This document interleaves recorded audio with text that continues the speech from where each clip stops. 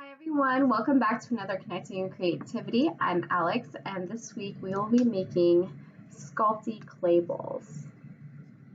All right, let's get started. All right, so for this project you will need your Sculpey clay. I have the Primo version, and I got a terracotta color. You will also need a rolling pin of some sort or anything that you can flatten your clay with. And then you will need something to cut out a circle of your clay. So I have these clay tools, but really just like a butter knife is totally fine. You will also need one oven safe bowl that's already about the size that you want your bowl to be. And that way when we put it in the oven, your bowl can kind of mold over the shape of that glass. And then you will also need an oven. All right, let's get started. Okay, so to get started, we're going to take our Sculpey clay out of the bag. And here I have two different colors that I am mixing together to kind of create a marble-like feature. That is not necessary at all. You can stick to just one color. And I'm just kind of working and kneading those colors together. I'm breaking them up so that I get a more marbleized look. And then I'm starting to kind of flatten it out. So we want to make quite a thin sheet with our clay, so we want to work it together. The brand of Sculpey that I'm using is also pretty tough, and it's very rubbery feeling, so it kind of bounces back a little bit more easily than some of the other brands. But it does hold up a lot nicer, and it's a little bit firmer after the oven baked. So here I'm taking my rolling pin and I am flattening out my clay in both directions. So I'm going in one direction. So every so often when I'm rolling it out, I want to flip the clay over so that it doesn't stick to the surface of my work area. And as you can see here, I did not protect my work area. I would highly recommend putting something down like a cutting board or some possibly even cardboard or something hard that you don't mind getting dirty, because your desk will get a little sticky and a little glittery. So and it takes a little bit of time to clean, so you want to make sure that your area is protected.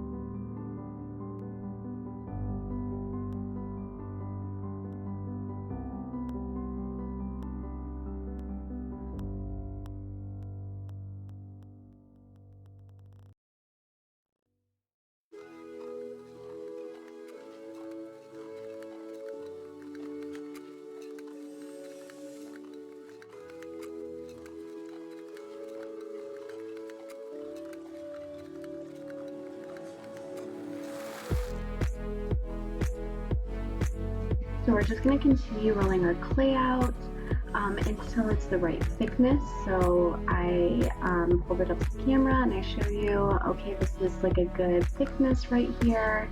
I'm pretty happy with that. And then afterwards, I want to really make sure that the clay is flat and even, and I'm looking for any air bubbles I can pop.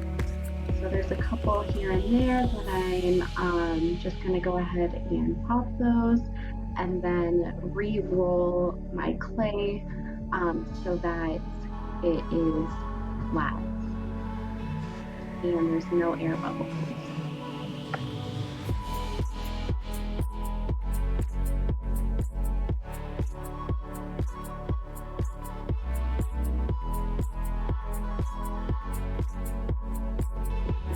So now I'm taking the oven safe bowl that I'm going to be using as my mold, and I am just going to press it onto my clay to kind of get the outline of the circle. And here I'm taking an X-Acto knife to kind of cut that out. You can use a butter knife or anything that you have on hand or whatever works best for you. I found that I got really nice clean lines with the X-Acto knife, so I went ahead and used that. And I'm just removing the excess clay and cleaning up all of the edges with my fingers, and then cutting any excess off that is just not following the shape, a little bit outside the lines.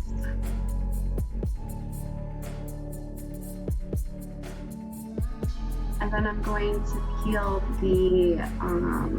our circle up and flatten it out with my hands.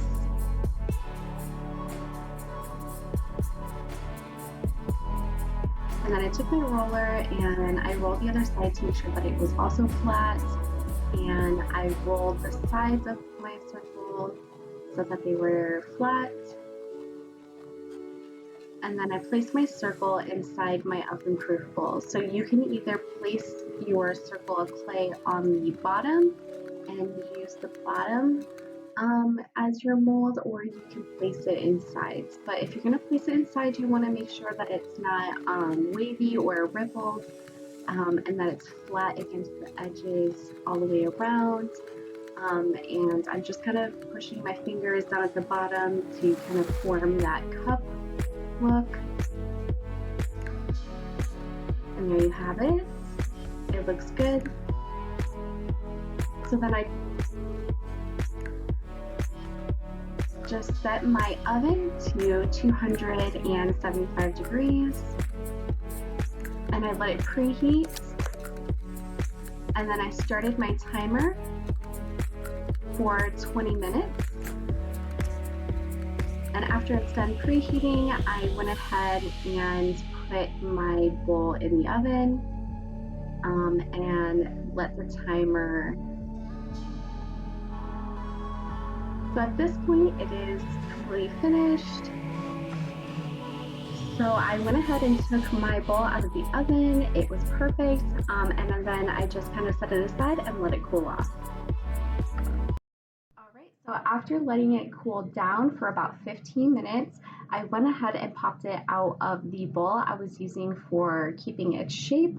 And then I cleaned up the edges using some sandpaper. That part is optional. If you happen to have sandpaper, you can go ahead and do that, or you can leave it rough, which also looks really pretty. And then I took some gold paint. If you have any other type of paint or gold paint, you can go ahead and make a pattern inside, or you can just color the rim like I did. And here is our finished product. All right, so I hope you all enjoyed the tutorial, and I will see you next week for another Connecting Your Creativity. Bye.